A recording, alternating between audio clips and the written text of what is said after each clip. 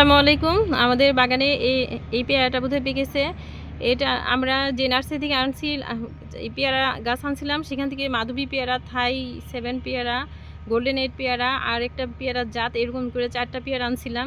এগুলোর মধ্যে ট্যাগ লাগানো ছিল না, তাই এটা বলতে পারতেছি না। এটা বোধহয় গোল্ডেন 8 কিংবা থাই পেয়ারা হতে পারে, কিন্তু পেয়ারাটা পেকে গেছে। এখন আপনাদেরকে সাথে নিয়ে এটা কেটে দেখি ভিতরে কালারটা কেমন হয়।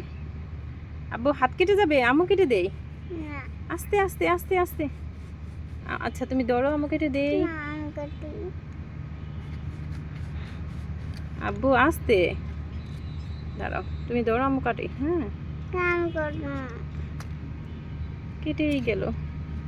এটার বিয়ের ভিতরে অংশটা কি সুন্দর পিঙ্ক কালার হয়েছে, দেখুন। মাশাআল্লাহ, আলহামদুলিল্লাহ, খুবই সুন্দর কালার। হাত কেটে যাবে কেন? দুষ্টুমি করতেছো আব্বু?